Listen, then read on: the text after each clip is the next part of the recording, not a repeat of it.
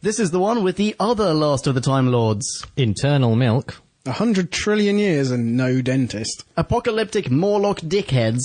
And can we have a drum roll, please? Derek freaking Jacobi. It's called Utopia. Here we go. We're still on our endless voyage, all through time and all through space. With Levine and Angels now, Daleks, Cybers, and wow! Tennant, Smith and Eccleston, Gallifrey, where it all began. Doctor Who is cool again, that was Russell's master plan. Who back when? Reviewing all new Who there is. Who back when? Subscribe and rate on iTunes, please. Rose and Donna, Amy Pond, Rory, Martha and beyond. Join us on this odyssey, what other choice could there be than Who back when? Who back when? Welcome, ladies and gentlemen, to N039 of Who Back When, a Doctor Who podcast. Or Docbast. We're reviewing Utopia today, and we're joined to my right by... Hi there, I'm Ponkin. Hey, Ponkin, how you doing? And to my left... Drew back when? And I, as always, am Nicolele. As always. As always. You never change? You're never anyone else? Maybe occasional weekends. You never take on cloud form, or are you ever downloadable? Currently, yes. Oh, okay. By all good podcast distributors. Anyway, how are we feeling about Utopia after the heady heights of Blink? Well, this is good. This is the good second latter half of the season that we've been promised for so long. And now we are... Every week is a new thrill. I'm personally really excited about a 3-episode arc. We haven't had one of those on New Who yet. I see, we did mention this briefly, but I'm not so comfortable with the idea that this is a 3-parter. I think this is a standalone plus a 2-parter. I know that there are themes and it goes one meld into the other, but I feel officially they're a 3-parter. So I don't remember. I didn't remember anything about Utopia before rewatching it for this review. I certainly don't remember anything about the next 2 installments. But according to TARDIS Wikia, they are parts 1, 2, and 3. In my opinion, this is absolutely a 3-parter. There is unresolved peril. Yeah? And the peril continues. This isn't peril being set up to be resolved later. This is going to be resolved next week. Bingo. Nah, I demarcate by masters. Yeah? Yeah. Oh, okay. You mentioned Blink as a comparison. Blink kind of starts where this one ends. Like, Blink starts with the Doctor and Martha having been separated from the TARDIS, and now they have to figure out a way to travel back in time or get the TARDIS back, and this one ends. Oh my goodness. Drew, make some noise! There's a microphone in front of you. That's the perfect definition of how this isn't a standalone episode. If the Doctor is separated from the TARDIS, he needs to get back into it before we can get any closure. No. I've heard that one before. Yeah. I completely agree with you. I don't buy it. Fine, well, there are 2 of us and 1 of you. So. Contrarian. Right, should we jump into a bite-sized chunk of Who? Let's. Yes. Bite-sized chunk. Hurtling through time and space with Captain Jack Hotness attached to the TARDIS, Doc and Martha arrive squajillion, million, gajillion years in the future on the planet Malcasario, where mankind has reverted to type and is preparing to escape the collapse of the universe and pursue Utopia. Doc and Co. encounter Professor Yana, who's the manifestation of the world's worst put-together acronym, who's making a rocket out of super noodles with the help of a gossamer-veiled Japanese insect assistant. Meanwhile, outside, a rabid horde of Morlock-esque cannibals hunt the deadliest sport of all. Man. Be Scout over, you are welcome. Aren't you just? Sorry, I improvised a little bit there. Just angered by Yana. Yeah, that's in my notes as well. Oh, not alone. And then just the cop stars. You will never. Yeah. Our story begins with the French Huguenots, where a dashing aristocrat, after years evading the eye of the authorities, is finally imprisoned for his nonconformist beliefs. Making a daring escape from an impenetrable fortress, he makes for the Protestant haven of England across the Channel. The family fall on hard times and must survive in the unforgiving environment of London's East End, but centuries hence, one of their descendants will grow up to fame, to acclaim, to be the greatest actor England has ever seen, Derek Jacobi. So how are we feeling? I mean, I'm So excited! so excited. So excited, I just can't hide it. Go on in. Derek freaking Jacobi. Derek freaking Jacobi. How many months have you been talking about Derek Jacobi? Oh, I've been talking about him my entire life. You talk about him more than his loved ones. There are people that know Derek Jacobi that don't talk about him this much. Well, yeah, familiarity breeds contempt. They are wrong, by the way, podcast land. So go on, give me your favourite, other than this episode, what's your favourite Derek Jacobi moment? Oh, well, Like Claudius, I suppose. Surely, yeah, yes. surely. Must be. I mean, it's totemic. I And watch didn't we that look up every year? Didn't we look up he was in Gladiator? But I can't remember. We who did he look was. at, yes. Gracchus. He plays lots of old people with Romanesque names. Fair enough. And what do we think about him in this? Leon, why don't you go first? He is master material. I am so bummed out that he is only the master for this episode and he doesn't even know it himself. Well, for He's like fantastic. 40 seconds at the end. Oh yeah, okay, I suppose. He's actually the master for about 40 seconds, but he's such a fantastic actor. He outshines everyone and everything. Just imagine for a second having a master of his caliber instead of like a boy band level actor, John Sim. I like that this taxonomy of levels of actor are in different types of pop artists. So there's a boy band level, then there's the girl band level, there's the starlet. I realize this is maybe not the most intuitive system, And but then like in my head this makes perfect sense. Derek Like, Jacobi is fucking Wagner. I was going to say Mozart, but yes, Wagner, even more appropriate. I thought Yes, it was going to exactly. be Bublé. I thought there'd be Bublé. Whereas Mr. Sim is like whatever the dude who then had drug issues in Backstreet Boys. I mean, he's a great actor, and there's a good interplay between him and Tennant, but... Did Frank Sinatra Jr. Wouldn't it have a have been son? better? Frank Sinatra Jr. Maybe he's like that. He was a bricky. Or is it maybe a problem? Like, so we have Tennant, who's young, he was a bit of a chick magnet, right? Probably still is. Would it not have made for good television if we had had an older, more mature master, as his nemesis? Well, would Derek Jacobi be a better master for Capaldi, for example? No, see, I like the interplay, like what you just mentioned there. If there was a young Tenant and old Master, it was a young Doctor, old Master, but the familiarity of companionship almost, or whatever, I feel that would be like a good tension, where it's like we look at each other as if we've known each other our whole lives, but as an audience, that would be incongruous for us because these two people would be of different ages, and that would be an interesting thing to play out on screen versus two people who look roughly the same age. Yeah, and I think it could have brought different aspects out of each of their performances. It could have brought mature aspects out of Tennant instead of having him as an adolescent man-child against another one. It could have given Jacobi some more dynamics as well, but instead of just old man... young It's sort man, of the but- same syndrome that Sherlock suffered when they brought back Moriarty, and they had to make him young, good-looking, and you know, like, dynamic in that sense, rather than like, oh, here's someone with ponders, someone who's carrying a fucking load of weight. Do you know to who the I role. would have liked, a total aside, as Moriarty? Michael Gambon. I feel like Michael Gambon would have made a fucking awesome Moriarty as a juxtaposition to young, sexy Yeah. Sherlock. Sort of heavy and Toad-esque. Yeah, absolutely. and insidious in tone. Like, he sounds like he knows some stuff. He would have been, that guy that Michael Gambon played in Layer Cake. Right? Exactly. Yeah. Yeah. It's a fucking badass Moriarty-esque character. Yeah. Anyway, this episode does not star Michael Gambon or John Sim. No, it's true. It stars one person alone. He took me to paradise. Not quite Utopia, but Well, pretty amazing. you're not alone. Sorry. Let's segue real quick into that. So, you know Bad Wolf? Bad Wolf was actually a really wicked structural device as a series that actually does turn up in various places. The translated version of Bad Wolf, all of that was cool. Yeah. The fuck? Y-A-N-A. I wasn't at all moved by that. That didn't seem clever to me. Anyone else? I'm not so sure it's meant to be clever. I mean, it pisses me off like crazy. It's such a dumb sort of cliffhanger. They're trying to be Chris Nolan at the end of the episode, and it just doesn't work at all. It's more M. Night Shyamalan Ding Dong. But I wonder if it's just kind of a coincidence. Do you think that? Maybe Cosmic coincidence. Yeah, maybe no one... I would like to think that this is just a coincidence, that the Face of Bo isn't a pretentious dickhead.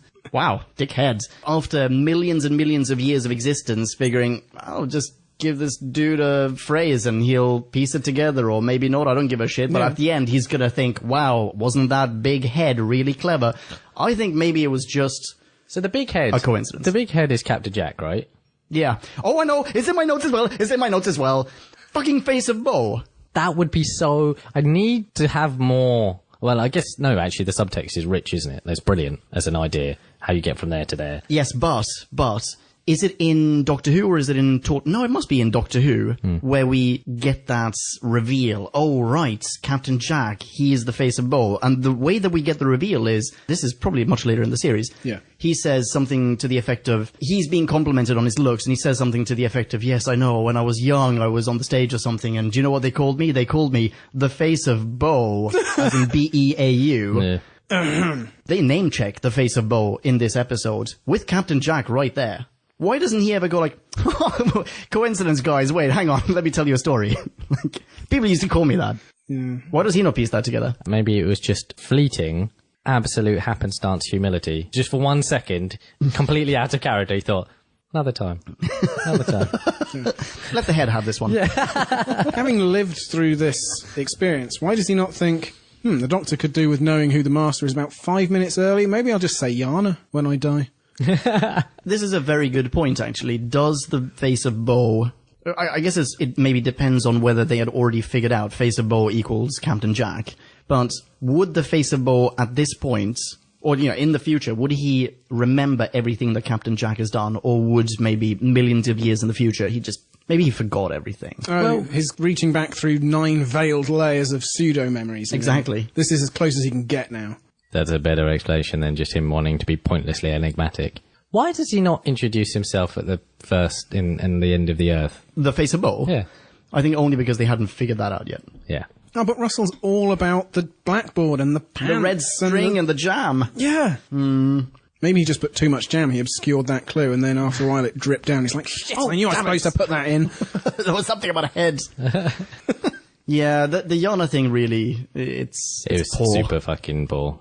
Yeah. Yeah. But hey, let's go from Face of Bone or whatever. Captain Jack is in this one. How great is that? Yeah. Yeah. Doctor!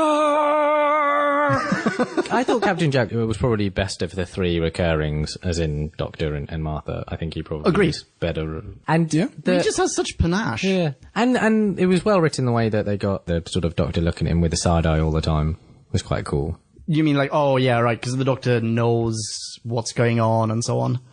This is my first Captain Jack episode in New Who, because he hasn't been around for a while. Oh, you mean on Who Back When? Yeah. Yeah, that's probably true. The last time we saw him was during the Blitz with Rose. Yeah, I wasn't even think. here. And I was quite impressed. I mean, I haven't seen him in an episode for years. I didn't watch Torchwood, but I thought he was pretty good. I think he's fantastic. I'd also really missed the Captain Jack music. Like that music that they play every single time that they have a mysterious Captain Jack moment. So when did he get left behind? He got left behind in that Blitz episode. I couldn't quite remember. Or was it I Canary think in Wharf? this episode was he in Canary mentioned- Wharf? Well, no, he wasn't, was he? Because he mentions it. He says that he heard about it or something, and then he asked yeah, about of Rose course. and so on. I was just trying, because that threw me for a second. I was like, you weren't in there. I thought he said something to the effect of he bounced around space and time a whole bunch, and then either his Time agents, vortex manipulator. vortex manipulator, thank you very much, yes, exactly, that had either broken or been stolen or something, so now he was stuck, and he had to stick around for like 100 years. Yeah, because the Doctor wasn't in England at all during the 20th century, so how could he possibly have run into him before Yeah, now? it's nonsense. Oh, sorry, go for How it. does it work with the Blitz? How Does do he you have to mean? live through that again? Couldn't he just He pop probably in just again? stayed away. He probably stayed away because I think he actually gives a roundabout explanation for this. He says, I had to wait for you and Martha, like the right version of you and Martha along the timeline to show up, and I knew that you would eventually, and I didn't want to fuck up time and space. Oh, I guess. He's a fixed point. He's got nothing to worry about. The universe can just collapse around him and he's left in the void. So what happens when 2 iterations of the same fixed point encounter each other? For example, during the Blitz. Good question. Bullshit squared? I think so, Absolutely. possibly. Literally fucking nothing. Why is Cardiff so fucking important?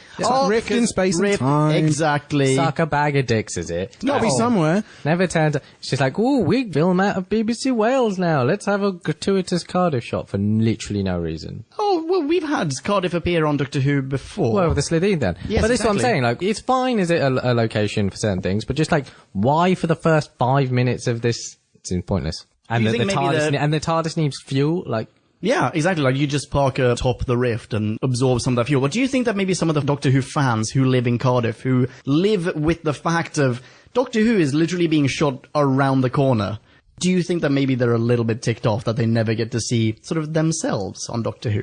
And maybe this is a way of going, hey, you guys. I don't know. I still watch Lewis, and I don't give a fuck that I'm not in it. Yeah, that's true. but when you watch Lewis, do you not take a little bit, like a little glint of pleasure from like, oh, that's Oxford. Like, I know what that is. Oh, that's around the corner. Guess so. Yeah, why am I not in the background? That's my corner. You find yourself getting irrational. I guess the people of Cardiff get the same irrational problem with, like, watch X-Men First Class, yeah. And watching that, and they're like, that pub isn't fucking there, you're lying. Like, There's no door in that wall. yeah, absolutely. Just fully upset with the idea that there was this mythical pub under the Bridge of Sighs. What's more upsetting is there's a perfectly good gap in the wall that leads to a pub 10 feet further down.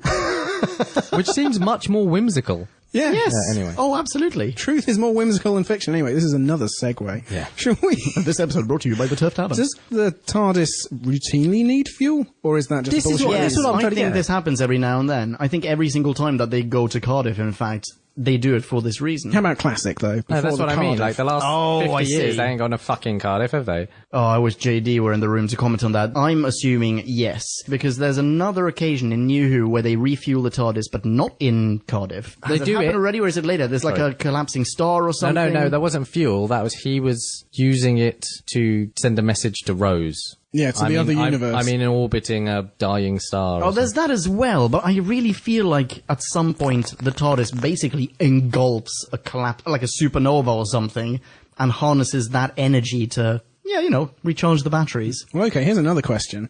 How powerful is that space-time rift that they're there for 20 seconds, and that's enough to send them 100 trillion years into the future, no problem? And then back again for John Sim. Yeah. Won't the whole universe be coming to this time-space rift, being like, oh, we could do literally anything? That's a very good point. Maybe they've got the wrong charger cable. Do you know what I mean? Like, it's a really specific iPhone 7 or whatever charger cable, and only TARDIS only that TARDIS.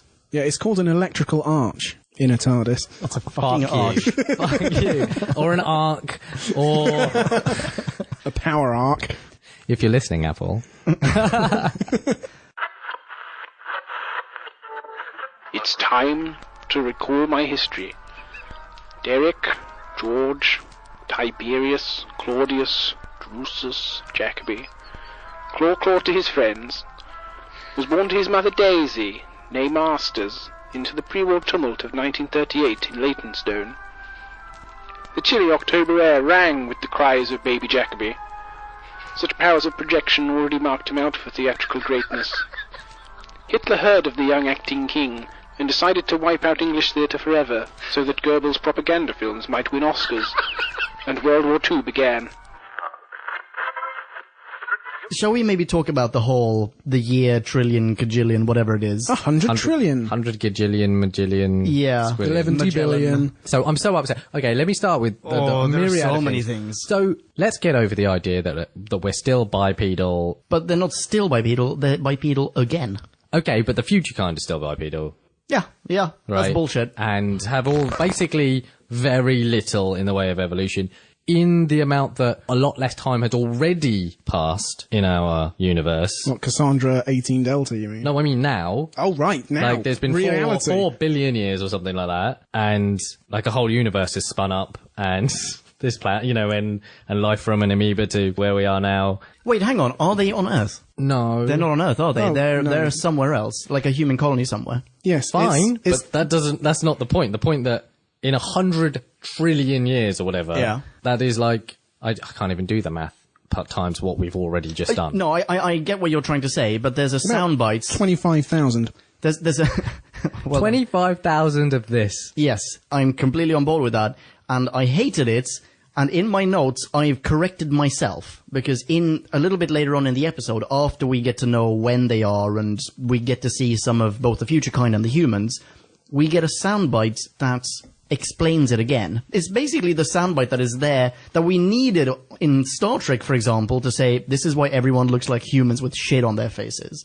And soundbite. You might have spent 1 million years evolving into clouds of gas, and another million as downloads, but you always revert to the same basic shape.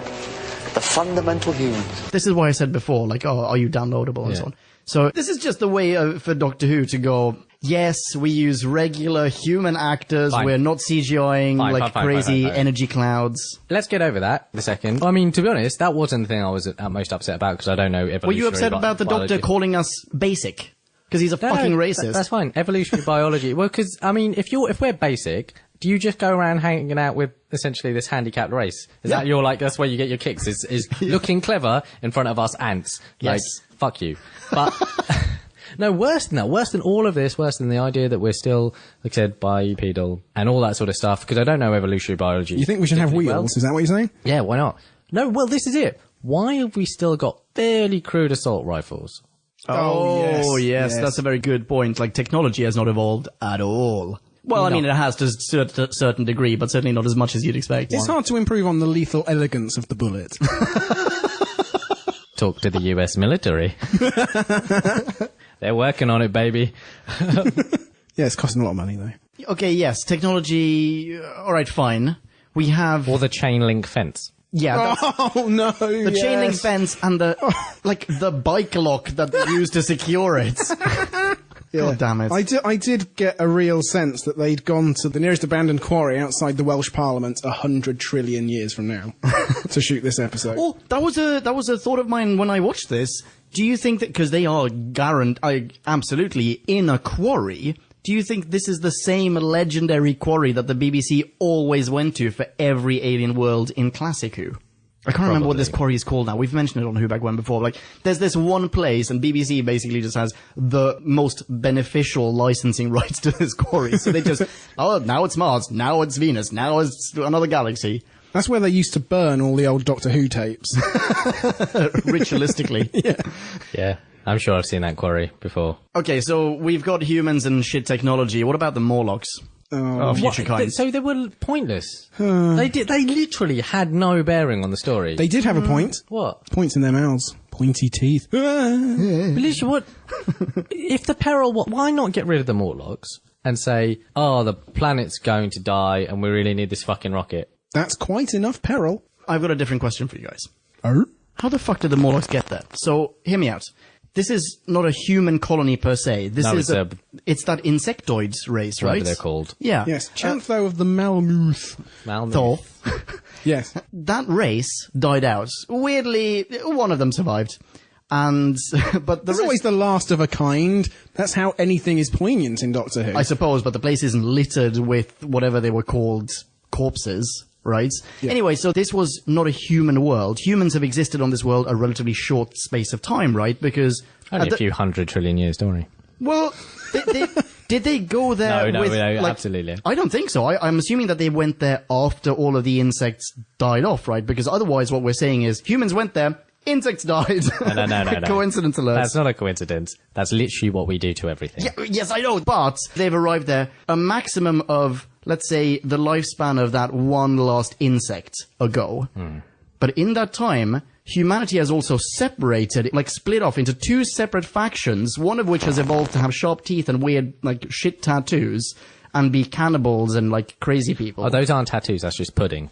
Oh, I see. But they're just really bad at getting Strike pudding. everything I said from the record, that makes perfect They sense. haven't got any cutlery, man. And hence the shit teeth. They eat so much pudding, and they just get it all around themselves. It's, But so did they go to this alien world with a bunch of future kind barbarians in the hold or something? Like, how did they... At some point they must have split off. Why did they do that? Or were there future kind on this world already? They killed the insects. We can theorize here, I think. Possibly, yeah. That seems... And then, like, unevolved, or like under-evolved humans who have not yet turned into barbarians arrive and go, oh shit, wow, look at what we did. Or... Okay. Current humans started giving birth to future kind and they just started kicking them out Spartan style. Oh, nice. Yeah, for exposure. But the end of the universe is too hospitable an environment and they all survived. Yeah, but they never got kicked out with a toothbrush, so... That's madness. I agree that the Doctor should arrive at the end of the universe and say, humans, yeah, it would be you fucked everything up. Of course there's no one else left. But isn't it that kind of... I don't know, it's just like, all the great civilizations go on all this. It's like, well, these guys are fucked then. Whatever Utopia is, that's over soon too. Yeah. Oh, no, but that's the promise of the unknown, isn't it? I mean, it might not be. It's beyond the pools of the impossible. Well, and we literally just said it was the end of the universe. Of the universe, exactly. Yeah, but it's yonder, past... Sorry. Past the universe? It's outside of the universe? Sorry, did I shout in your face? No, I'm upset with the idea that they haven't managed to rectify the logic of, this is the end of the universe, said many, many times. and this Utopia exists extra from the universe. How do they know it's the end of the universe, by the way? Actually, there's only one person who knows that it's the end of the universe. Yeah. That's the Doctor. These people, they don't know that it's the end of the universe, quote unquote, as per BBC logic. Well, all they know is that their planet is fucked and someone sent a distress call, or like a welcoming message.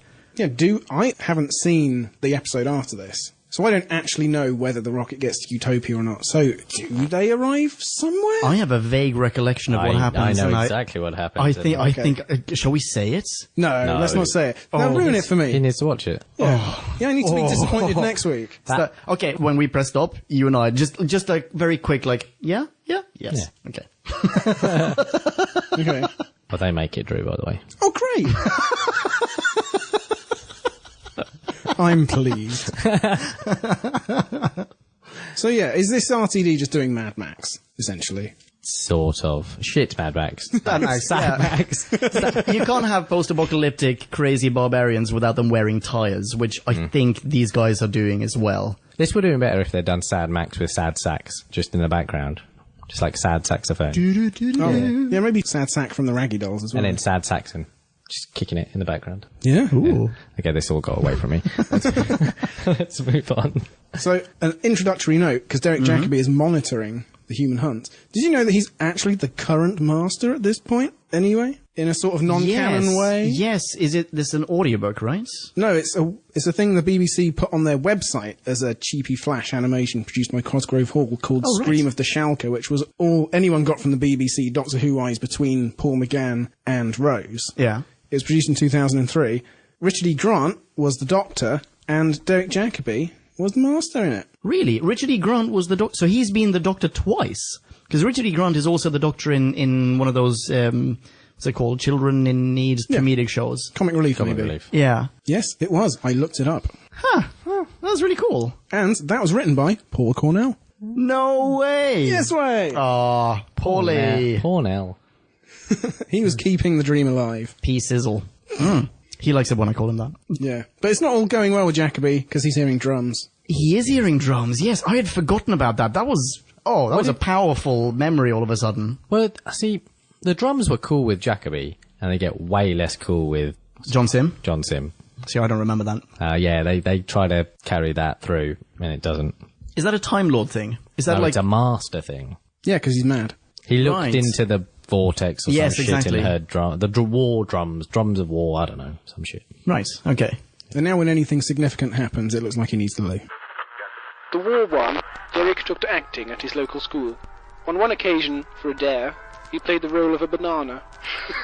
So committed was he to the role that he remained silent even as one of the boys began to peel him, and only when he'd been unsheathed right to the base did he emit a slight yelp.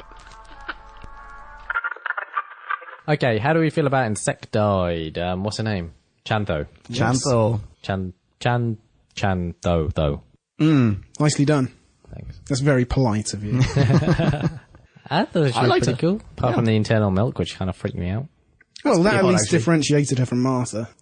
Because all of Martha's milk is external, is that what you're trying to say? Well, I suppose. A man can dream. Is that your Venn diagram up there? You know what I mean? Throughout this entire episode, the parallels between her and Martha are just shoved in our faces and down our throats. I started calling her Motha. Oh, very nice. good. Very good. Yeah, that's true. Okay, so which parallels do we have? We have the obvious unrequited love. Yeah. Yep, she's made to do the donkey work by Yeah. someone who barely notices she's there. She's in nowhere fact near irritated by nowhere them. near as intelligent as the person she's working with. But is a doctor? Scientist? Yeah, she's a scientist just as Martha is sort of a doctor, yeah. And also, the real world parallel we can't really ignore is that she's played by a ethnic actress or a non-white actress. Similarly, she seems to be Japanese, which, as we said before in Doctor Who, is the ne plus ultra of Exotica. It is, isn't it? Yeah. Yeah. That's come up. Yeah. All right. And they do all the donkey work. At one point in this episode... Also, Martha- they're both smoking. Yeah. At one Anyway, point sorry. in this episode, Martha is put in front of a computer screen, and Derek Jacobi tells her to just keep hitting the reboot button while we go over here and be important. To be fair, like I said, it looked like a rocket made of super noodles. And Yeah. I missed that fucking lesson at school, so I'd be no use.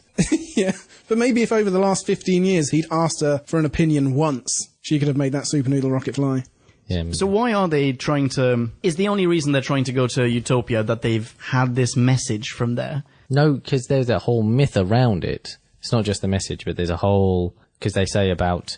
Oh, It's- they sent something out at some point. Yes, to look for it. I don't know, some shit. And then we're going to do experiment. I don't really know. But there is some, like all good myths and legends, there's some grain of Yeah. truth in there. And it's pretty much the only hope they have. The universe is dying. But they don't know that, right? Well, All they know is every that they- star has gone out. Yeah, all the galaxies died. Derek Oh, I Jacobi forgot about hasn't that. told them that the rocket isn't working, but I think they can't help but be aware of the general situation. That's so shitty of him, by the way. This is some bullshit as well. Yeah. It's like, oh, we're going to Utopia. They don't have any stars either. Well, wait. No. Let's just backtrack and revisit a topic that we've already talked about. The whole, like, Utopia is somewhere outside of the universe? Maybe they do have stars there. Maybe it's from a completely different... How can they chart this?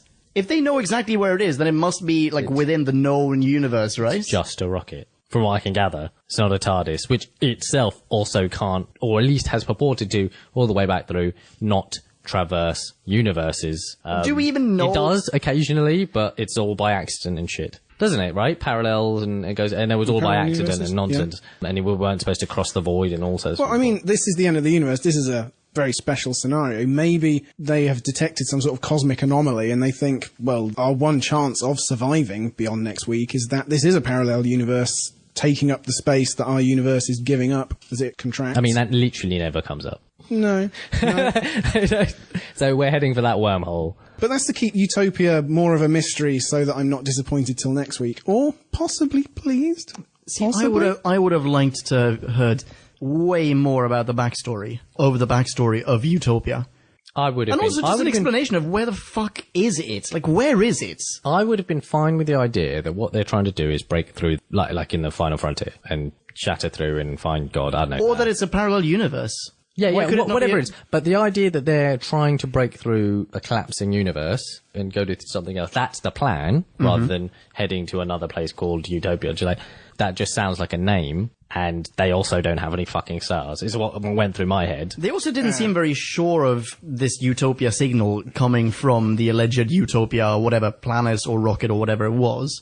If someone is sent off on a mission that ideally is going to give a new destination for all of the remaining members of the human race, there'd be a little bit more of maybe validation involved. No, no. Yes, we are Utopia. Come on over. That shouldn't be enough. It should be here are like the millions and millions of security codes and like, you know, here's a sample of my DNA to prove that I'm not whatever, like a bear monster. Like I say, they've Right, got I'd no take- choice. I'd take my chances with a bear monster over Abyss. Yeah. Bear monster might be alright. My opinion is that at this point, Derek Jacobi is just playing Donald Trump. He's saying, make the universe great again. People are going, yeah, We're going to build a rocket and the insects are going to pay for it. Yeah, exactly. Let's build a wall, keep the future kind out. This podcast is going to age well, isn't it? Bring back Bob Dole. So, Bob Dole doesn't need this. so why haven't they left already? I mean, I Because they can't make the fucking rocket work. Yeah, the footprint won't couple or whatever it is. but is it a question? Yes, sorry, yes, you are absolutely right about that. But there's something that does he call himself the Professor? Professor Yana? Yeah, even though he didn't go to a university, he's just a charlatan. I Yeah. quite liked that. Yeah, that was a nice line, actually. But isn't there something that Professor Yana has said, that he's keeping from everyone else? Like, basically, actually, it's never going to work. Yeah, well, basically, Yeah. and the doctor shows up and goes like, I'm very clever, and makes it work. Yeah, very easily. Well, no, for 5 minutes he's like, no, I don't know what you're talking about. Oh, hang on, I've got this magic stick. I'm brilliant. So true. And for just £50, you can be too. Yeah, I mean, Captain Jack is the real hero because he doesn't die in the big radiation Yeah. chamber. Oh, he bloody should, though. Well, okay, yes, again. So, we saw someone get full evaporated. Turned into confetti. And Yes, yeah, you're right. Captain Jack might not be able to die in that traditional sense. But he's not, like, impervious to whatever, radiation. radiation. Yes, exactly. Now, I'm going to go comic book for this for a second. Go for it. So, in the comic books, there is the Professor Xavier. He has like a protocol for how to kill Wolverine because he heals too fast.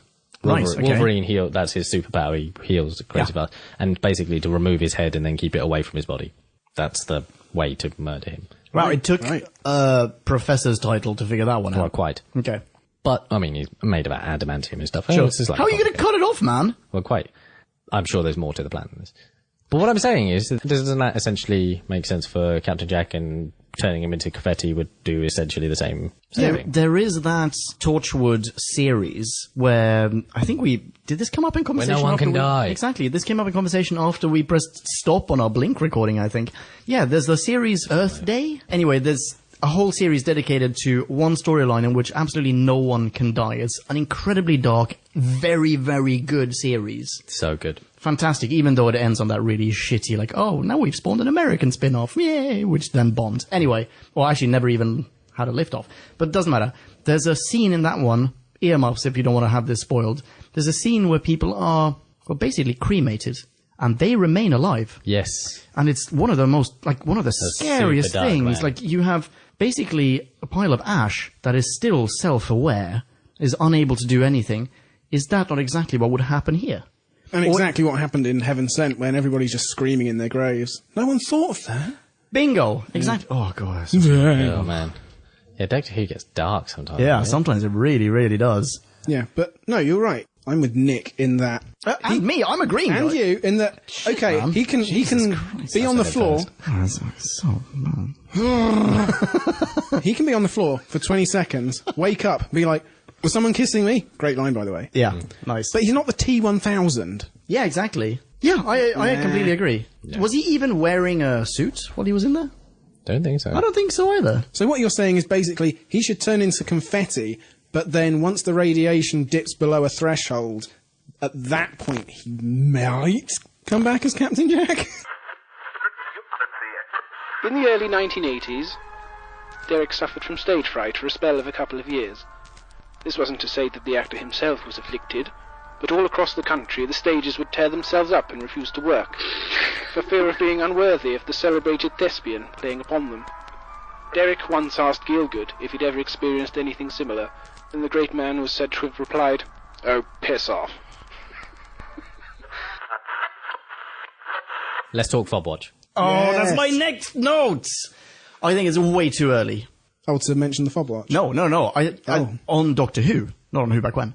We had, the Fobwatch was introduced 2 episodes ago, or 3 episodes ago, sorry. Well, so was the Time Agent's Vortex Manipulator, I think. No, that was ages That was ago. fairly recent. That was ages in the ago. Blitz. That's how he turns up. Yeah, that was in like Eccleston times. Oh, and okay. that I think, definitely, very good reference. That duration, that period of time, however many series, like a series and a half, I guess. Perfect. That's a great callback, and like, I remember the thing, I remember what it looks like, I get how we can still have Captain Jack in different times and so on and so on. I get it. But like the Fobwatch, we just had it. See, it would have been better. Don't and milk I it. don't think it has to go as far as cross-season or cross-series. I think it could have been if Family of Blood and Family of Blood and Human Nature, Family Blood. Yeah, if that was earlier in the season, if that was like first 3, 2 or 3, and then right at the end of the season, that would have been quite poignant. But yeah, you're right. Yeah. It's kind of sure. Well, then you have like a season. Yeah, It's- because what it seemed to me is like, oh, you don't think that much of us guys. Yeah. Like that we can. See, we might remember. forget, yeah. Yeah, but okay. Other than that, the scene where Martha discovers said Fobwatch, Yep. it's pretty well acted. It's fantastic, actually. Yeah. She does a really, really good job. And She does the same job in Family of Blood, or Human Nature, in fact, where Jenny, mother of mine, is revealing herself and she's asking probing questions and is obviously petrified, but is... Yes, actually, yes. Very, very true. Like when you hear her voice change in Family... Yes. Yeah. Nice one. Okay, another point about the Fobwatch. We now get the explanation for how you change back into a Time Lord. We do. Well, sort of. So, I assumed before, I think we all assumed, in Family of Blood, that the Doctor, he inhales the fairy dust, he gains the mind of the Doctor, the personality of the Doctor, but he's still human, biologically speaking, so he has to go back into the TARDIS, plop his Fobwatch in the, whatever is called, Chameleon Arch, Jinx, Druid, and then he is biologically turned back into... You guys both thought that. I didn't give them enough credit. I'm not sure I felt that way. I think that the writing was sloppy enough to not to have closed that loop. Yeah. Well, shit, then... You're on your own, man. Then that rubbish, like, deliberately rubbish writer's theory that I presented in that review is valid. That he really, really clenched and just plopped out a second half. I said that in That's what happens in this one. Well, in Human Nature, when you guys weren't remembering what hand... Yeah, that everything's going to be worse. I told you it would be the least satisfying retransformation or... Well, in this one, he's very clearly human, right? As in, he has passed through the exact same process the Doctor did in Human Nature. He just inhales some of the fairy dust, he remembers everything, and then, boom, he regenerates. As in, he gets shot and he regenerates. But he shouldn't, because he's a human. He should get shot and basically die, or, stumble into the TARDIS and do the whole chameleon arch thing. Yeah, he has no chameleon arch whatsoever. Well, he probably assumes that there's one in the TARDIS. Yeah, but he doesn't access one. No, but the point is, he doesn't have to. Yeah, I'm on board with this, because we never thought that there was anything more to this than slop. I thought so! I wanted to... We didn't want to burst your bubble, I had man. more faith in Paul Cornell. Okay, so you're thinking when he gets shot, Yeah. he thinks that there's a chameleon arch in the TARDIS. No. I'm saying this episode verifies you don't need one to turn back into one. No, All you need is quite that fairy dust and that's it. What you're saying is, Nick was right. Nick was right. Yes, it is worse than what I expected. You were absolutely right. Much worse. Oh. So, Chantho shoots him. That's Oh, no, we can't just jump to Chantho shooting him. Because the music is building. Oh, of course. And Jacoby is fully acting at the top of his game. fully erect. He turns ever so slowly, with grace and measured poise, to Chantho, stares into the screen, and for a few brief seconds, everything is perfect.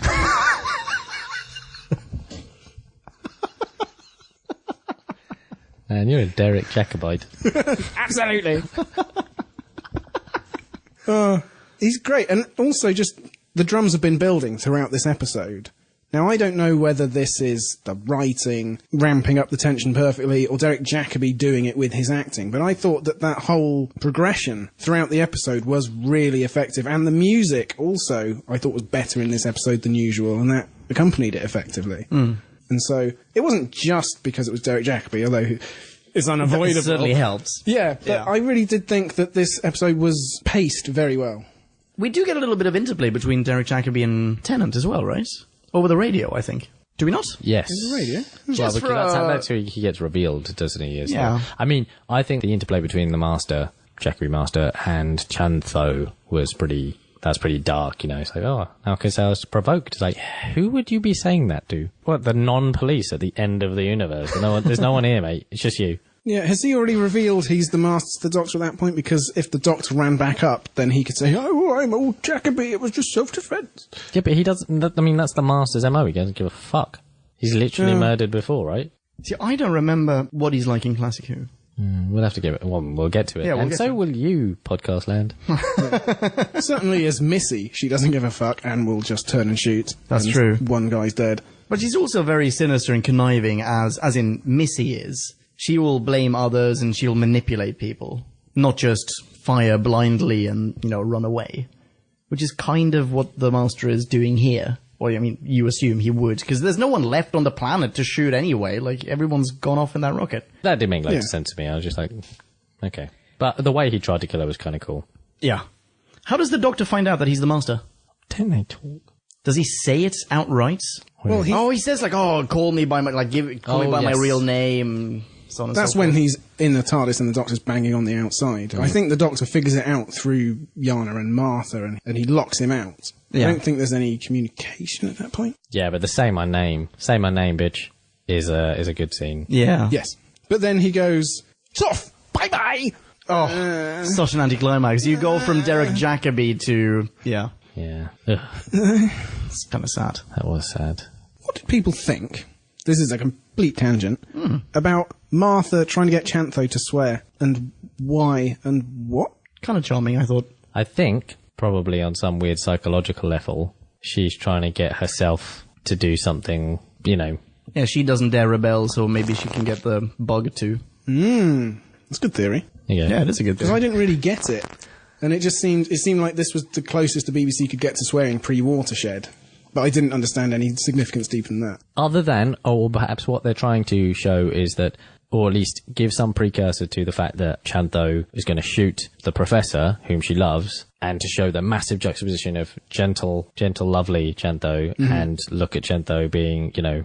Yeah. Do you know what I'm saying? Like, to push her this far, you don't, you know... There's also, I mean, in a way, Chantho is... I mean, she's basically the Master's companion, right? Absolutely. And we've had one prior occasion on New Who where two companions meet, or one companion meets a former companion. We had School Reunion where Rose met Sarah Jane Smith. Bingo Bongo, that's the one. And they also have that moment, that one scene where they chuckle a little bit, they bond, and it's over the Doctor that they bond. And in this one, you have Chantho and Martha bonding over their respective Doctors, you know, their respective Gallifreyans. Yeah, their respective old white men. Exactly, yes, yes, exactly. Uncomfortable. A little bit, yeah. Yes, Got really Master. sweaty in here. Yeah, on my wasp throne. Can someone fix this for me? I'm afraid we're not at boarding school anymore. Derek Jacobi has won 2 Laurence Olivier Awards, a Tony, 2 Emmys, a BAFTA, and is currently playing Mercutio in Ken Branagh's production of Romeo and Juliet at the Garrick. Unfortunately, the curvature of the theatre makes seeing him from the cheap seats almost impossible. So the moral of this story is, and I say this by way of confession as the guilty party, never skimp when it comes to tickets bought as anniversary presents. Okay. I think we've covered everything. That might be it, yeah. Oh, no. The Doctor is... Of course. The Doctor... No, we haven't said much about... One of true. several appendices. We haven't said much about Tennant and how he's, again in this episode, head in the clouds, sky-high bellend. When he's... The cloud sky high balance. When Chantho says... Oh, make a t-shirt. Which is it's your Skype name, isn't it? When Chantho says, is it conglomeration or something, died, and he's like, yes, I knew that was the word. And is it Captain Jack who has to remind him, Doc, you're laughing over a ruined civilization, and this soul survived, and he's like, oh, I'm sorry. I'm so sorry. He says sorry again at some point. He does, Why does he say sorry? I can't remember what... I'm so sorry. Does he say it to Chantho? Because she's dying. Might it be? We discovered, Podcast Land, that if you just try to say sorry and clench your teeth, you sound like David Tennant. Yeah. How do you feel about his fake lisp? I'm assuming it's fake. I mean, or is that just a consequence of the clenched teeth? I think so. Like in the like. Oh, I'm sorry. I can't do the voice at all. Just try to speak normally, but clenched teeth. Oh, my sibilance is stymied. Yeah, there you go. That's a good one. So clenched teeth, very angry, constipated Tennant. Yeah. All right, cool. Yeah. But what I'm saying is, he's just happy to have picked the right pre-genocide term instead of feeling any compassion. Are we still supposed to like the Doctor? Well, that feels kind of, not at the time, obviously, but now, that feels kind of Capaldi-esque to me. Capaldi needs fucking cue cards to be reminded of ethics and compassion. No, but I don't think we get that, because Tennant has the sorries bit, you know, yes. where he's you're right. He should be all about the compassion. He's ultra compassionate. And then not compassionate, whereas Capaldi at least is uniformly not compassionate, which is way more... Like, we just like consistency, don't we? Yeah, pretty much. In humans. Yeah. Wow, or Time Lords. Basically anything bipedal. Yeah. I got to admit that I wasn't as annoyed when he was doing that in that scene, but when he cut poor Jacobi to pieces, poor Professor YOLO, just... YOLO. just like, everything you're doing is wrong. Why have we waited 50 minutes for you to crack that joke out? So good. Thank you, appendices. So we're 50 minutes in, we've talked about everything in the episode, and these fucking Morlocks make little to no difference. Yeah. There's no point in them. I feel like they must have had a bigger, better role in some earlier draft. Maybe. I doubt it. I doubt it. They mean that the Doc and Jack and then Martha have to go downstairs and be separated from TARDIS and Jacobi. Yeah, but, I mean, they have a character. There's like Head Morlock. Why does he get so much screen time? Meet Morlock. Also, why can they smell them through time? Wait, what? At the beginning, when they're going down, they're like, humans are coming. How do they know? Oh, like, that's probably not them, is it? No, that's exactly. probably that guy who's running immediately after. Exactly, yeah. So it's a bit of misdirection. Well, there was something. I can't remember what it was. Does that cable not kill anyone? Which cable? The cable that Captain Jack, well, yes, it does kill him. So why doesn't it kill Chantho? Unless she has a very hard, Exoskeleton. electro-resistant carapace. I mean, goodness sake, is the Master really that sloppy? I'm still annoyed. I'm I'm a little aroused by what you just said. That was pretty cool. Carapace. Electro-resistant carapace. Nice. Yeah, why not? But, you know, he's hot. the Master for 2 minutes. This is an ongoing tragedy, much as I now like Michelle Gomez as Missy. I think she's better than Sim, to be honest. Although I did like Sim. I think so, yes. Strong. Yeah, well, absolutely. I did like Sim in the Timothy Dalton episode. But, even so, it still stings. Couldn't Jacoby have been the Master for, I don't know, half the next one? Let it go, man. Something. But when I let it It's go, too that late. means There's he's nothing we truly can do about it gone. now. Well, maybe she can regenerate back into earlier. Into Jacoby. Well, Because where did he come form. from? Oh, yeah, They do. maybe. Time Lords can do that now. Yeah, why not? You say that like the Senate passed a bill. Like, Time Lords can do that now. They do. The fifth just told us that the Time Lords can do that now. Opening the door for a Christopher Eccleston reunion. Oh, and I'll only say this about the next week's preview. Go for it. They did a much better job this time of retaining the mystery. Obfuscating the plot. Yes, because, okay, John Sim is wreaking havoc in modern-day Britain, but Doc and Martha, nowhere to be seen. We don't know what's happened to them. Yes, that's true. They haven't revealed what happens to them, but I feel like there were a lot of really, what looked anyway, like major plot points being revealed on the Sim side of the story. Yeah, but we know he's evil already when he gets into the TARDIS, so that's not... Yeah, but that also means, like, we already know that the second he steps into a cabinet meeting, he's going to kill everyone, or he's going to slap someone in the face, he's going to do Yeah, this and well, that. I mean, we have to expect that. He's got into the... we know he's the Master. So we're just waiting for him to... See, I don't know so... It would have been better if... when This is the first Master for probably most of current Who Well, this is it. watchers. When Jacoby started regenerating, they should have stopped there. And then had a preview where... Agreed. Johnson- Agreed, because it was such an anticlimax, and there was no way you could top it. Right. But, no. Alright, whatever. Let's be done. Yeah. Reviews? Reviews. So, my review. I loved Derek Jacobi's performance. I mean, just modulating and building to a maniacal crescendo. I love it. I can't help but be in two minds about it, of course. There's a lot of complex plotting finally coming together here in great and not so great ways. The Future Kind bored me to tears, conceptually and visually. I like the rest of the end time stuff. There's some heavy, if incoherent sci-fi, much like in the last season-ending multi-parter, something RTD seems to regard as his shtick. It's okay, but I can never forgive him for Jacoby not being made the Master on a permanent basis. Never. Unless somehow Jacoby couldn't do it. We did get at least this episode and a few glorious moments. I quite liked Captain Jack and the rest of the setup in his interaction with Martha, talking about previous companions and Rose. Oh, she had to be blonde. Such a good line, by the way. You're blogging or something. Oh, the blogging completely ruined it. No. What did that mean? What? No, that was so much fun. What did it mean?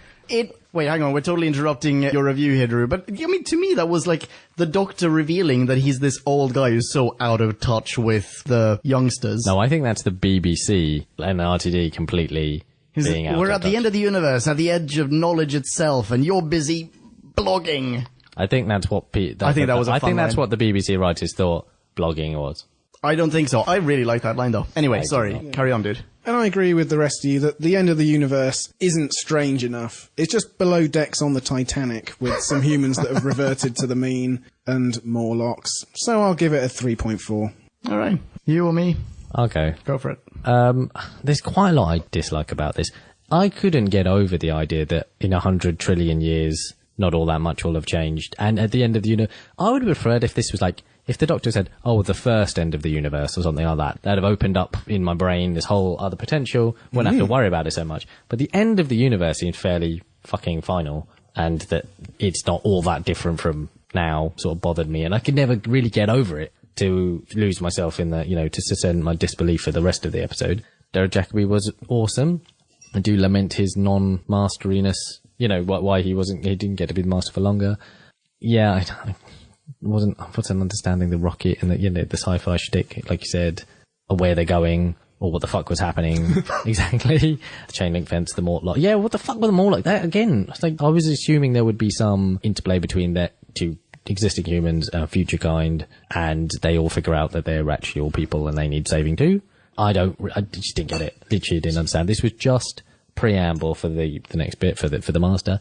Had no real body to it. It's okay as setup goes, and when you find out that these people do or do not get to Utopia, it'll make a lot more sense. Okay. True. And then knowing where that goes, I think there are other ways to get there. I'm going to go 2.9. Wow. Right. Wow to both of you. Yeah, you've pretty much already summarized this quite well, I think. That's what we're here for. I agree with you on the Morlocks. However, I will add to that I love post-apocalyptic zombie army, barbarian, cannibal, shit.